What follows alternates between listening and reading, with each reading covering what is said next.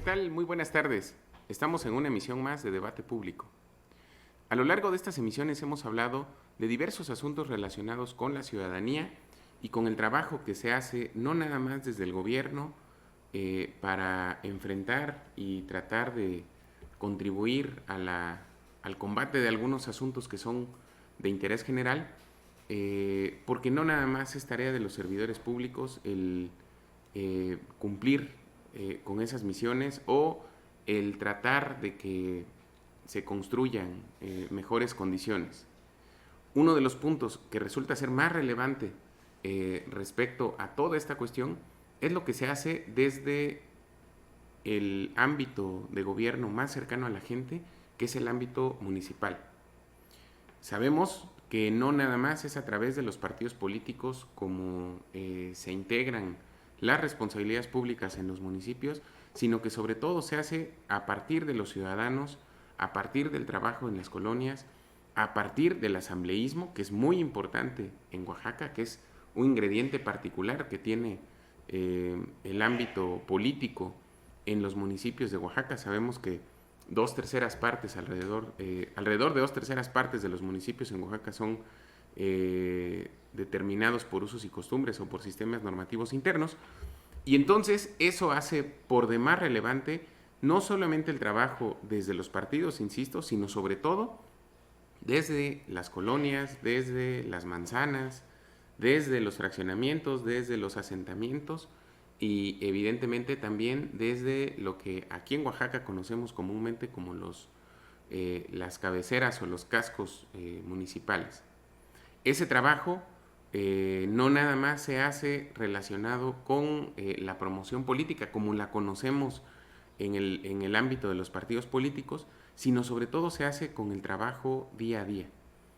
Hemos visto desafortunadamente que en los últimos meses ha habido cierta intención de desacreditar o de menospreciar el trabajo de las organizaciones de la sociedad civil, pero lo cierto es que estas son muy importantes. Para que podamos platicar un poco más de esto y podamos entender, avanzar un poco más en el entendimiento de cómo se desenvuelven esos procesos en los municipios y particularmente en los municipios que se rigen por usos y costumbres, le damos la bienvenida esta tarde en Debate Público a un buen amigo, a Juan Carlos Pascual, quien es abogado y asesor jurídico en asuntos municipales. Juan Carlos, muy buenas tardes. Muy buenas tardes, Adrián. Muchísimas gracias por la invitación, y también a tu auditorio que tan amablemente pues nos escucha y nos ve en este momento. Muchas Claro, gracias. pues mira, platicábamos fuera del aire antes de iniciar esta emisión de la relevancia que tiene el trabajo, el día a día, en el trabajo en una agencia, en un asentamiento, en un fraccionamiento, etcétera, cuando se trata de los usos y costumbres. Sí, A veces estamos, muy, pareciera que entendemos muy bien cómo se desenvuelven los procesos democráticos en los municipios que se rigen por usos y costumbres, pero casi siempre terminamos equiparando ese trabajo al que hace un partido político. ¿Cómo pudiéramos hacer una diferencia entre el trabajo, por ejemplo, de alguien que pretende tener un cargo dentro del municipio o a quien le corresponde ocupar una responsabilidad cuando se trata del sistema de cargos, con relación a cómo se desenvuelve en un sistema de partidos políticos en donde es una competencia pura? bueno, pues yo creo que eso hace una situación más complicada porque en los municipios donde se rige bajo el sistema de partidos políticos en los 153, pues es el partido que sobre quien se identifica la gente. La gente toma una decisión en base a una plataforma partidista que a veces es de todos conocida, sea un partido local o nacional, y en cambio en el resto de los municipios, como lo mencionabas hace rato, que es la mayoría, los 417 de sistemas normativos indígenas, hay que tener más cercanía con la gente. Ya en esos ámbitos influye mucho también cómo tú como persona te has desenvuelto en torno a la comunidad, ¿no? Y efectivamente aún permanecen algunas situaciones que imperan principalmente en municipios conurbados a la zona metropolitana de Oaxaca, que son varios que se rigen bajo ese sistema, y en el cual pues a veces hay cierta restricción de quienes nacieron en esos municipios y para que participe la gente que llegó a vivir a esos lugares. Claro que eso se da bajo una situación de que pues tú tienes que interactuar con la gente, tienes que demostrarle que también te integras a una comunidad, de que eres respetuoso de los valores, de las tradiciones, de las costumbres que tienen esos municipios. Entonces yo creo que es un doble trabajo, a diferencia de lo que sucede en los municipios de partidos políticos. Entonces hay más cercanía con la gente, o debe haber más cercanía con la gente, pero también mayor compromiso en las actividades colectivas comunitarias que se presenten. Y es que tienes razón, haciendo el recuento, nada más de los municipios que son conurbados a la ciudad de Oaxaca, pues vamos a encontrar que todavía varios de ellos se rigen por sus sistemas normativos indígenas, como bien lo dices, y que además eso genera una fuerte conflictividad que a veces ha llegado incluso a la violencia. Yo me acuerdo hace algunos años, hace unos 5 o 6 años, el caso de San Sebastián Tutla, donde hasta hubo balazos, hubo un coche quemado, en una disputa por la presidencia municipal, y ha habido, no nada más en ese municipio, sino en varios otros de los conurbados a la ciudad, y podemos hacer el recuento: San Agustín Yatareni, San Sebastián Tutla, San Antonio de la Cal, Santa María Tzompa, San Raimundo Jalpan tienen Jalpan, San Agustín de las Juntas, Ánimas Trujano, me parece. Es decir, si nos ponemos a ver, todavía hay un grado importante de presencia de esos municipios indígenas en una zona urbana como Oaxaca, que pudiéramos decir, bueno, ¿y eso qué tiene que ver? La cuestión es que mucha gente, como ocurre en todas las grandes ciudades, ¿no? Muchas veces la mayoría o un sector muy importante de la población trabaja y hace sus actividades cotidianas, sus actividades comerciales, profesionales, etcétera, en la ciudad, pero vive en un municipio conurbano, ¿no? Esto, insisto, no es propio de Oaxaca o no es privativo de Oaxaca, pero lo cierto es que en muchos de esos casos esa gente se convierte formalmente en vecino de un municipio que se rige por sistemas normativos internos. Quizá el caso más representativo es San Sebastián Tutla con el Rosario, que creo que es el asentamiento más grande en este caso que ha ocurrido de esa manera. La gente sale todos los días a trabajar a Oaxaca, pero regresa a dormir a su casa que está en el Rosario, en San Sebastián Tutla, y pues ahí paga sus impuestos, paga su predial, y se supone que también tiene derecho a participar de las cuestiones políticas de su municipio, como lo dice la propia Constitución, ¿no? En ese caso, ¿cómo empatar estas cuestiones? Pues en esa situación creo que primero debe ser un tema de educación, de concientización de la gente, porque efectivamente muchos, yo también soy avecindado de un municipio, y a veces la propia necesidad nos lleva a vivir en esos lugares, pero creo que lejos de generar una afectación, la gente que es nativa de esas comunidades tiene que entender de que el progreso, los tiempos que van sucediendo, pues van cambiando y generando nuevas oportunidades, incluso para los municipios, con la propia gente que llega a vivir, oportunidades de desarrollo, de empleo, de desarrollo económico, social, y que tenemos que ir adaptándonos. A veces yo entiendo que las costumbres que tiene una comunidad, pues los ciudadanos son muy celosos en protegerlo, pero eso es algo muy distinto a lo que se puede dar con el desarrollo social y económico que pueda tener una comunidad. Bien los dicen muchos, me han dicho a manera de broma que municipios conurbados a la ciudad de Oaxaca son grandes dormitorios, porque llegan los ciudadanos de sus actividades académicas, laborales, de su actividad diaria a esos municipios a dormir, y salen muy temprano a las otras ciudades, pero eso no significa que no estén contribuyendo. Por eso yo digo que hay que adaptarnos a los nuevos tiempos. Temas como la globalización nos han hecho adaptarnos a situaciones distintas a nivel mundial, y yo creo que a nivel local también debe ser la misma situación. Claro, en este caso, como dicen, suponiendo sin conceder, o como, no sé cómo dice ese dicho, ¿cuáles son, los argumentos más fuertes que en un municipio todavía regido por una asamblea se establecen para segregar a una parte de la población? Es decir, por ejemplo, para decir que solo participan los nativos en la asamblea, pero no participan los avecindados. ¿Cuáles serían esos argumentos o cuáles son esos argumentos, los que más veces se reiteran en las asambleas? Tú que te has dedicado a ver asuntos municipales, tanto en el ámbito del derecho electoral como de otros ámbitos del derecho, ¿qué has visto con mayor recurrencia de eso?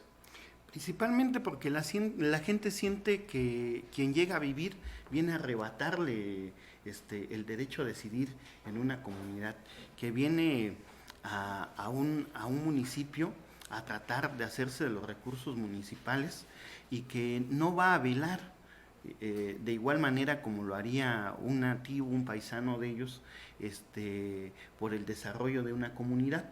Pero consideramos que eso pues no es real, no es real porque la afectación cuando en un municipio no se gobierna bien es para todos, no solamente es para una persona, y entonces en base a eso pues yo puedo decir que principalmente el temor que tienen los ciudadanos originarios a que alguien no pueda tomarlos en cuenta y no pueda incluirlos en una política de gobierno y que puedan ser beneficiados. Eso es el principal temor que tiene la gente, pero también nos ha tocado municipios donde solamente hay un pequeño grupo de personas quienes siempre han determinado el destino de la administración pública municipal, y a veces eso sí genera conflicto porque al participar más gente y al concientizar a la ciudadanía de esa participación, pues se sienten transgredidos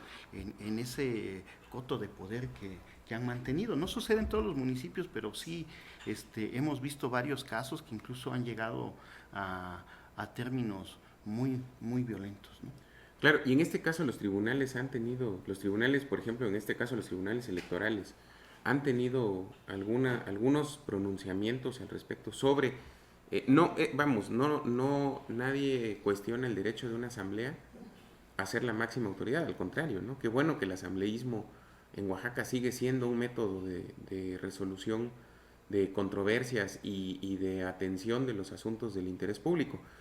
Pero en este caso los tribunales se han pronunciado respecto a esos pobladores que no son originarios, sino que son vecinos, en su derecho a participar de una asamblea a pesar de no haber nacido en esa comunidad.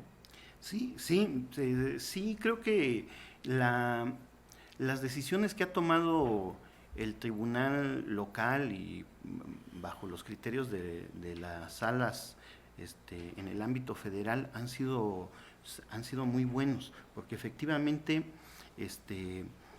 no desconocen de ninguna manera la calidad como máxima autoridad de una comunidad de la asamblea, pero hay algo que sí ha protegido el tribunal, que son los derechos humanos y los derechos político-electorales que tienen todos los ciudadanos, el derecho a votar y ser votados, que incluso están plasmados en la Constitución, en las fracciones 1, 2 y 3 del artículo 35 constitucional, y entonces los tribunales, bajo ese criterio, han permitido a los ciudadanos votar, porque efectivamente la asamblea es un órgano máximo de decisión, pero siempre y cuando no vulnere los derechos humanos de los particulares en lo personal, ¿no? Igual en México, en nuestro país, ha suscrito diversos convenios en los cuales se establece que pues se respeten las decisiones de la mayoría de los habitantes mediante la asamblea,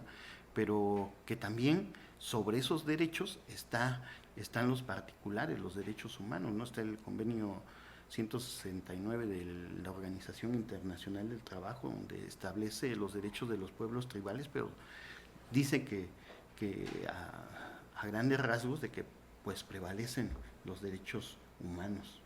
Claro, porque cuando lo vemos desde esa perspectiva, pues sería más o menos similar, digo, con sus particularidades, a, por ejemplo, cuando ocurre el caso de cuando no se les permite, por ejemplo, a las mujeres, ¿no?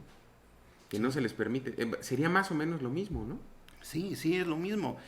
Y recordemos el caso que tuvimos hace 2 años en San Martín Peras, si no me recuerdo, en el distrito de Juxtlahuaca, donde a 2 mujeres no se les permitió la participación con el derecho a ser electas y eso significó un escándalo a nivel nacional, ¿no? Fue nota nacional y efectivamente es uno de los derechos que más ha avanzado, el derecho de las mujeres a competir con igualdad de circunstancias, tanto en el sistema de partidos políticos, ya la ley obliga la alternancia de género en la postulación de candidatos a concejales siendo planilla, y en los sistemas normativos indígenas también ya se obliga a que participen las mujeres. Tal vez no hemos llegado a la paridad como lo pretenden o como se ha hecho en partidos políticos, pero en el caso de los sistemas yo creo que hay un gran avance, ¿no? Claro. Hay mucho avance sobre ese tema. Ahora bien, si vamos a los... Ahorita que hacíamos el recuento y me estoy acordando que también Tlalistac, que también, bueno, de estos municipios que están conurbados a la ciudad, o que en otro sentido, dicen algunos otros, que debieran ser considerados parte de una zona metropolitana, que en Oaxaca desafortunadamente hay poco trabajo respecto a pasar de esta concepción de municipios conurbados a zona metropolitana, es decir, que ciertos asuntos se atiendan de manera conjunta entre ellos, ¿no? Temas de seguridad, ecológicos, de manejo de desechos, etcétera, que pudieran ser tratados de una manera integral, ¿no? Pero bueno, en estos casos de los municipios, para no ir a ejemplos de otras regiones a lo mejor del estado, por ejemplo, ¿qué ha pasado en términos generales? Por ejemplo, que es una disputa larguísima que existe entre, por ejemplo, entre el pueblo de San Sebastián Tutla con sus vecinos del Rosario, que también pertenecen, pagan sus impuestos en San Sebastián, pero que han tenido negado durante mucho tiempo el acceso a los asuntos municipales, ¿no? A participar en la asamblea, a tener una representación, a lo mejor a incidir, porque también si lo vemos desde cierta lógica, pues la comunidad de los habitantes originarios en número de población pues es mucho menor al número de avecindados que hay en el Rosario. El Rosario es, no sé, 10, 20 veces más grande que lo Claro. que es propiamente el casco del municipio, ¿no? En ese caso, por ejemplo, para que vayamos a lo mejor haciendo un recuento de 2 o 3, ¿qué ha pasado en ese caso? Pues yo creo que ese tema, como tú lo dices, pues ha llevado ya bastante tiempo, incluso cada 3 años es una situación similar. Yo veía algunas declaraciones en los medios de algunos habitantes donde señalaban que la asamblea incluso llegó al grado de aprobar la segregación de Rosario. Como bien lo dices, cuenta con unos 23, 24 mil habitantes contra una cantidad de 3.000, 4.000 habitantes del casco municipal. Y entonces, acuérdense que también en esos temas, para que un municipio tenga ingresos, pues también se considera la capacidad recaudatoria que tenga un municipio. Y la agencia de Rosario, pues tiene una contribución importante, ¿no? Y eso significa que se va a ver afectado en el tema del ingreso municipal si llegara a prosperar esa propuesta, pero al final de cuentas vemos como fondo, tal vez tendrán sus motivos, porque también cada comunidad, les digo, trata de proteger sus tradiciones, pero confunden ese tema con la participación política que puedan tener los demás ciudadanos. Entonces, es un caso alarmante porque no puedes permitir que una comunidad, por más derecho que tenga, pues impida que el resto de su ciudadanía pues no tenga voz y voto. Es algo que nosotros en un principio democrático. Como ciudadanos siempre estamos tratando de privilegiar que prevalezca la democracia sobre las decisiones de unos cuantos. Entonces, pues es alarmante y yo creo que habría que la cabecera municipal que reconsiderar esa situación. Claro, y por ejemplo, y sabemos que ya nos habías comentado hace un momento que tú eres vecino, avecindado de San Antonio de la Cal. Ahí, por ejemplo, ¿cómo han sido los procesos? Pues ahí hay un antecedente muy cercano que hace 3 años fue la primera ocasión en la cual se dio la oportunidad a los avecindados a participar en un proceso electoral. Hace 6 años, dado que no se permitió esa participación y tampoco el de las mujeres, lo que comentábamos hace rato, pues también se anuló el proceso electoral. Estuvo 3 años un administrador municipal gobernando San Antonio de la Cal. Se dio la oportunidad hace 3 años que por primera vez participaran los avecindados.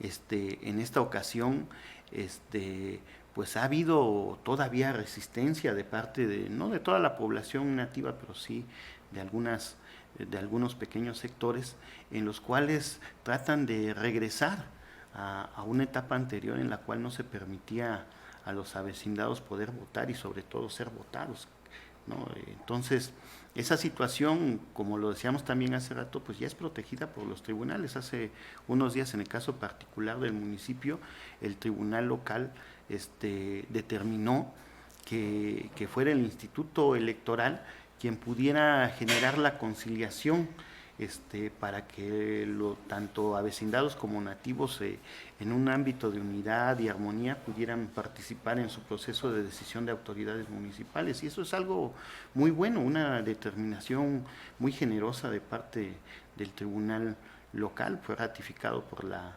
Sala Regional Jalapa, pero sí ha habido alguna resistencia de parte, no de todos, de algunos sectores. Yo creo que en eso tendríamos que trabajar mucho en la concientización de la gente para que paulatinamente acepte de que todos somos ciudadanos de una comunidad.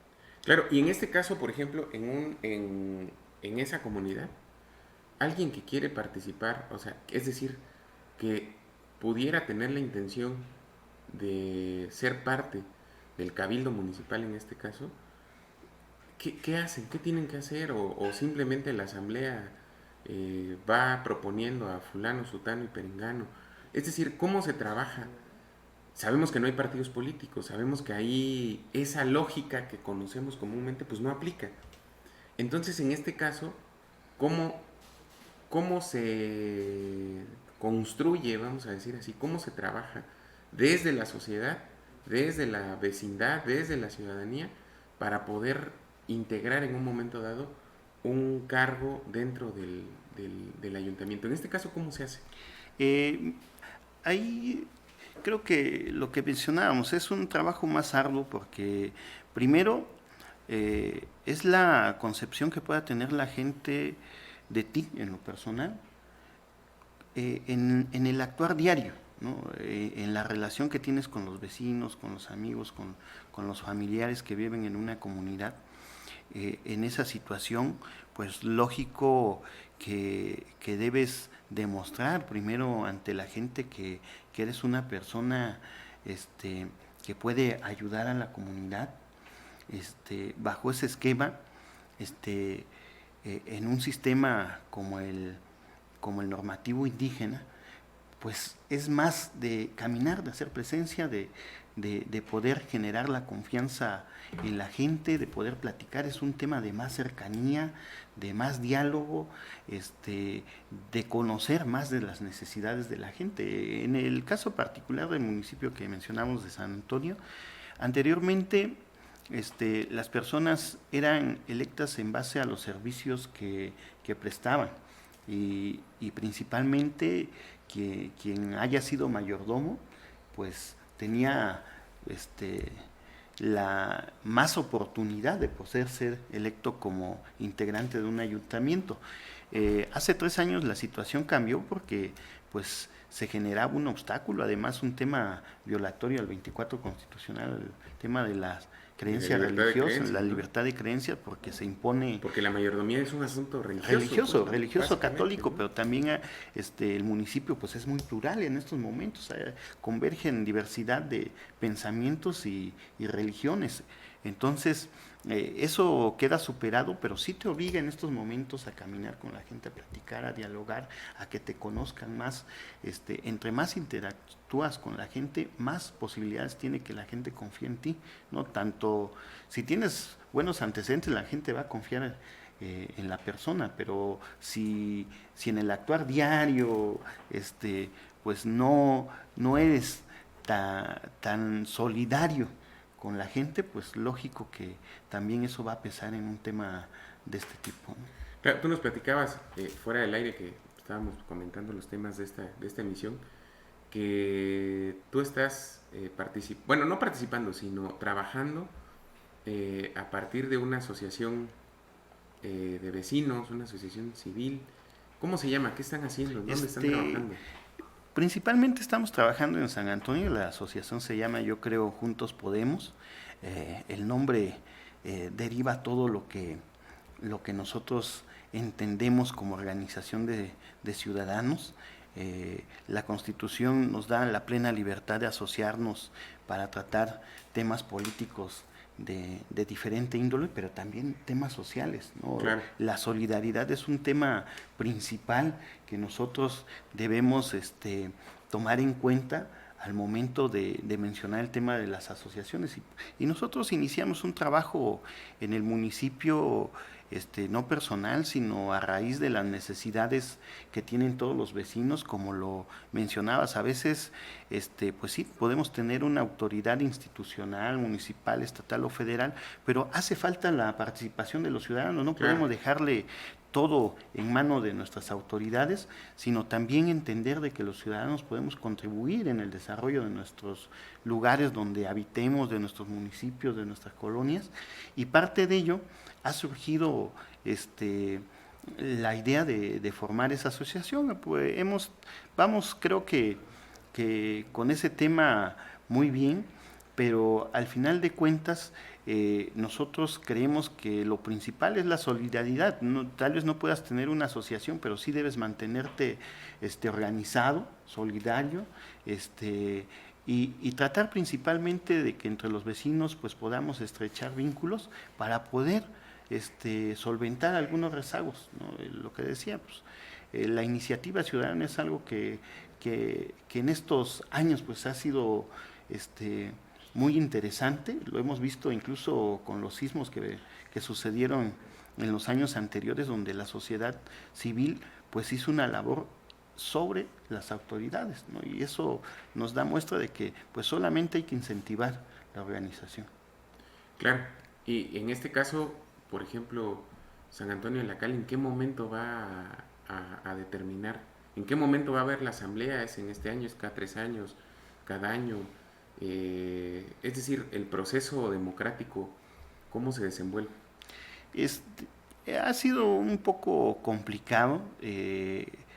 Yo abono para que entre todos los ciudadanos que participamos en una comunidad, pues vayamos abonando para ir construyendo esta situación. Hay un catálogo que emitió el Consejo General del Instituto Estatal Electoral, en la que determinó que la elección debería, o por tradición, costumbre, se lleva a cabo en el mes de septiembre. Esto ya está superado, ya está desfasado. Y estamos en octubre. Sí, ya estamos en octubre, pero pues de alguna manera las leyes establecen que sí o sí al 31 de diciembre debe haber una autoridad electa. Entonces esa construcción es la que nosotros estamos esperando. Yo confío en que todos los ciudadanos del municipio se pongan de acuerdo para tratar de que pues las cosas salgan muy bien, que sea una autoridad legitimada la próxima que nos pueda gobernar. Claro, pues vamos a seguir pendientes de este tema. Te agradezco mucho por habernos acompañado en esta emisión en Debate Público, y sobre todo les agradezco a ustedes que como cada miércoles aquí nos acompañan en este programa. Muchas gracias, nos vemos aquí el próximo miércoles y pues bueno, seguimos pendientes en Debate Público. Gracias.